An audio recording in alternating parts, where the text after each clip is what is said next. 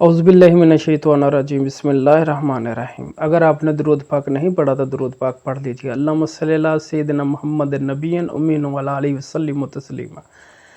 अच्छा दोस्तों, आज मैं बात करने वाला हूँ कि जो एक बहुत बड़ी बुनियादी गलती हम लोग नमाज में करते हैं, तकबीर तहरीमा की बात करने लगा हूँ।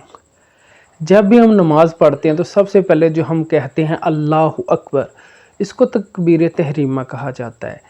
अक्सर औकात हम लोग जल्दी जल्दी में ऐसे नमाज शुरू कर देते हैं अल्लाहु अकबर, और जब हम जमात में शामिल होते हैं तो इमाम साहब जब कहते हैं अल्लाहु अकबर, तो बहुत सारे दोस्त इसी तरह हाथ बांध देते हैं, ऐसे करके मुंह से अल्लाहु अकबर अदा नहीं करते।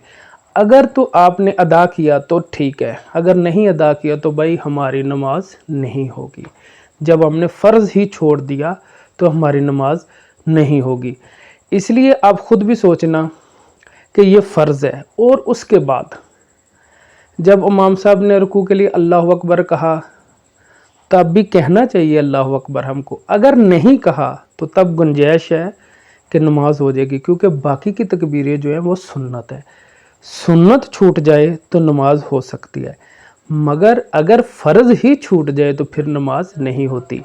अगर जिस तरह सजदे में जाते हैं तो इमाम साहब ने कहा अल्लाहु अकबर, आप लोगों ने भी कहना है अल्लाहु अकबर। अगर नहीं कहा तो सुन्नत छूट रही है, नमाज हो जाएगी। मगर अगर आप कह देंगे तो सबसे बेहतर है।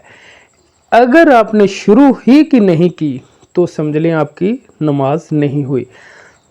इसलिए आपने जब भी जमात में शामिल होना है या अकेले नमाज पढ़नी है, इमाम साहब भी अगर कहेंगे अल्लाहु अकबर तो मुक्ति ने भी कहना है, पीछे नमाजी ने भी कहना है अल्लाहु अकबर।